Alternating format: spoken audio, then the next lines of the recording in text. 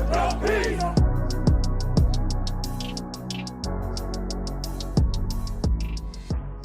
don't know if this is welcome back to the Equity Matters podcast or not, if I'm being completely honest.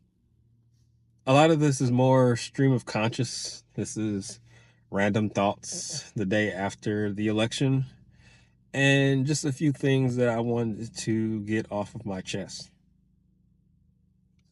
It has been a whirlwind of 24 hours. Like many others, voted early as part of my civic responsibilities. Was proud to vote. This is at a stage in life where my children are asking questions about the different candidates and aware of the different issues at stake. Imagine trying to explain to an 8-year-old why abortion is important and why women should have the ability to make the choice about what happens to their bodies.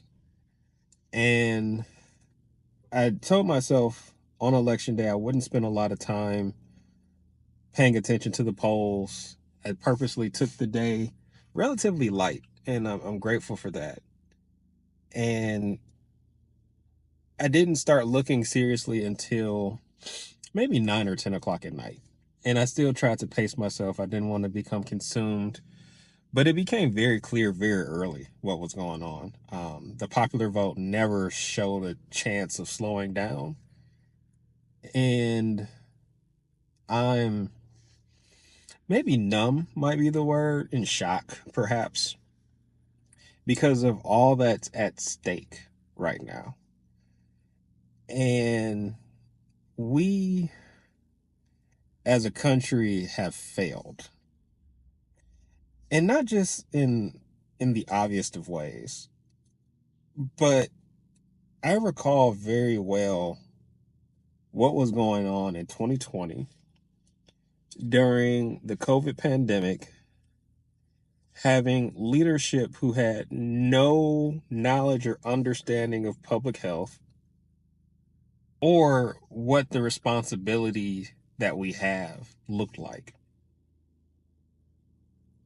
And my fear going into this new regime, I'm afraid to call it an administration, we're setting ourselves up for something very similar. Now, very briefly, put aside the fact that he is a rapist, racist, narcissist, dictator. And let's just talk for one quick second about the Project 2025 agenda as it relates to public health. There's been a lot of talk around this manifesto and what comes out of it. At least thinking about what is perceived as next steps is problematic. There's a significant interest in not necessarily defunding the CDC, but in many ways pulling back a lot of the funds around things like chronic disease management or maternal health or anything tied to international efforts.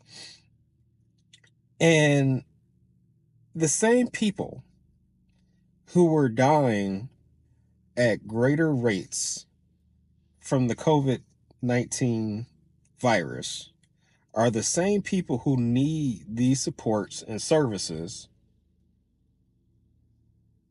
And I don't think people understand what's at stake. I don't think people get that you need minimal supports, but our bottom is literally falling out. And I think about education, I think about agriculture, like all of these things. And sure, Kamala did not do the best job in resonating with people who had day-to-day issues, and they did not see themselves represented in her campaign. Fine, totally get it.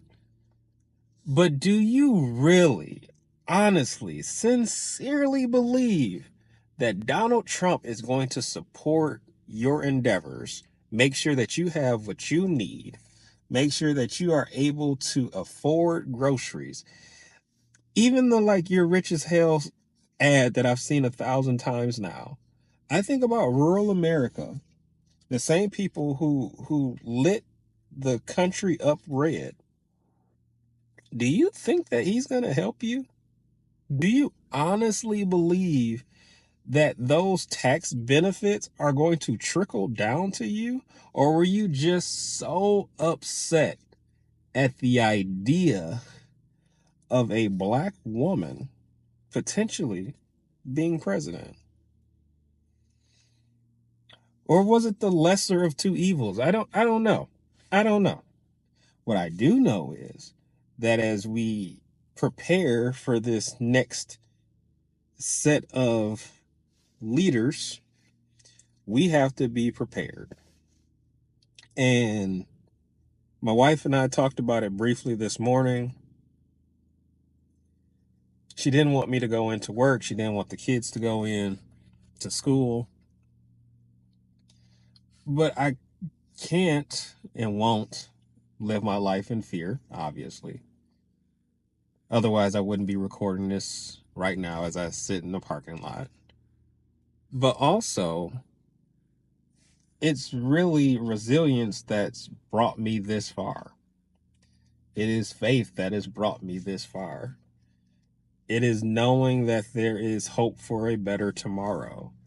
And the same, I'm thinking a lot about just my experience in public health during COVID and people not knowing what to do and yet still showing up and doing the best they can.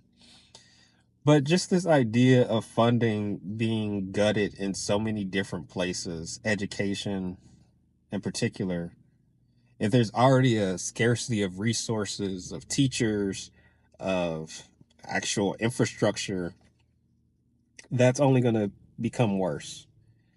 And should that become worse, think about who has the most to lose.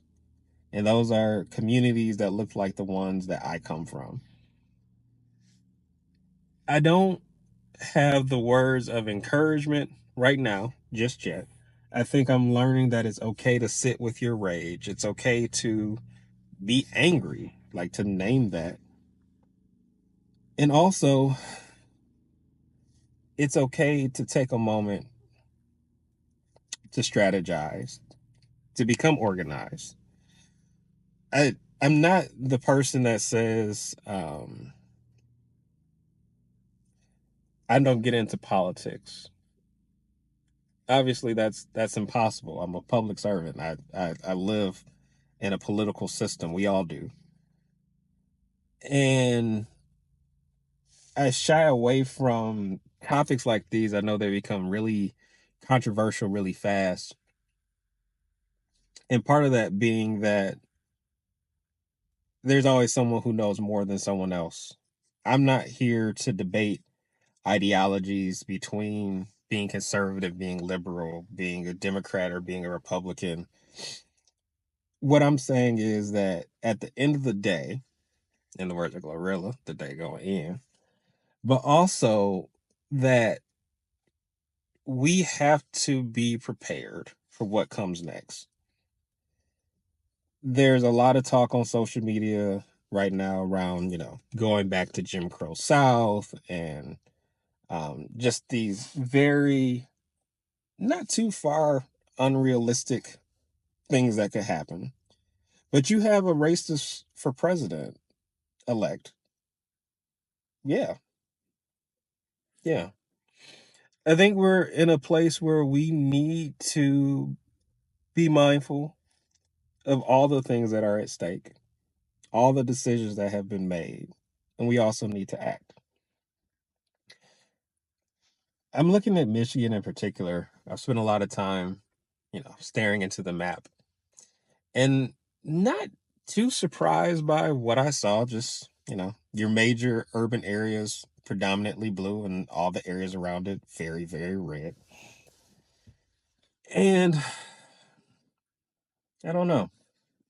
There are so many thoughts racing through my mind right now. I wanted to come back to the podcast when I was in a better headspace. I've been going through some things lately, and I don't I don't know if there'll ever be a better time than right now than to tell folks we've got a lot to do. We've always had a lot to do, but we have a lot to do, and it's okay to not be okay. I think that's my lesson for right now. Is for myself and for others. And I'm gonna take my time in coming back. It's I've got a lot of ideas, but don't necessarily have the fortitude to make it happen. For those who are disappointed in what happened yesterday slash this morning, we were up against a lot. White supremacy is going to do its thing. Unchecked power will definitely do its thing. But what are we going to do to organize is the question I guess we'll leave with. I have to go to work because that's what I do. And I just wanted to take a moment to reflect, at least out loud, what I'm thinking.